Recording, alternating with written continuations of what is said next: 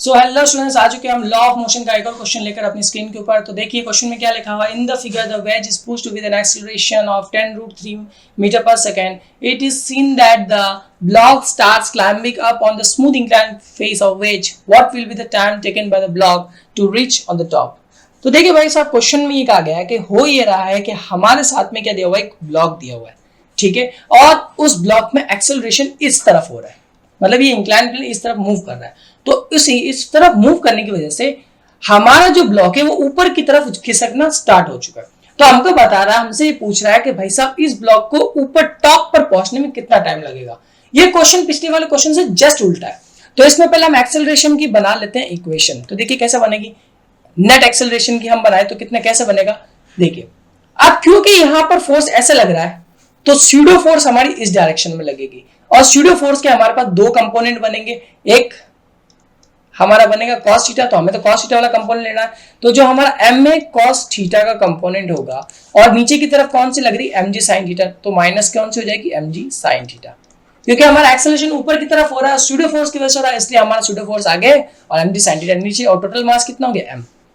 अब यहाँ पर एंगल हमें 30 डिग्री दिया हुआ है। अगर आप मास को देखें तो मास से मास कैंसिल कर देते हैं, पूरा मास कैंसिल हो गया, तो हमारे पास a एक्सेलरेशन कितना दिया हुआ है, 10√3।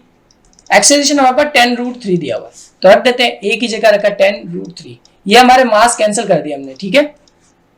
cos 30 की वैल्यू कितनी हो जाएगी हमारे पास में, √3/2 माइनस g की वैल्यू हमारे पास होगी 10, sin 30 की वैल्यू हमारे पास कितना होगी 1/2।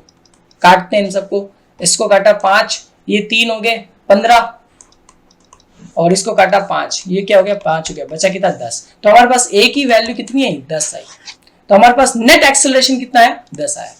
देखिए इस तरफ से तो 10√3 से हो रहा था, लेकिन ऊपर की तरफ किस एक्सेलरेशन से जा रहा है हमने वो निकाला है। तो हमारा ऊपर की तरफ एक्सेलरेशन कितना है 10 मीटर पर सेकेंड। अब हमें टाइम निकालना, वही काम वापस, √2s/a। 2s s हमें कितना दिया 1 मीटर, तो 2 × 1, और a हमारे पास कितना आ गया 10।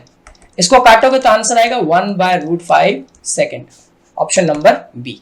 तो ये था हमारा क्वेश्चन, जो कि बहुत ज्यादा सिंपल था। ये पिछले वाले क्वेश्चन का जस्ट अपोजिट था। आपको सिर्फ इक्वेशन बनाने आने चाहिए, और हमेशा एक चीज ध्यान रखिएगा, नेट एक्सेलरेशन जरूर निकाल लीजिएगा, क्योंकि इंक्लाइन प्लेन पे एक्सेलरेशन किसी पर्टिकुलर डायरेक्शन पे नहीं लगता है, तो हमें नेट एक्सेलरेशन निकालना पड़ता है। तो ठीक है दोस्तों, आई होप सो आपको क्वेश्चन समझ में आएगा। मिलते हैं हमारी नेक्स्ट वीडियो के अंदर। सब्सक्राइब करें, लाइक करें, शेयर करना ना भूलें।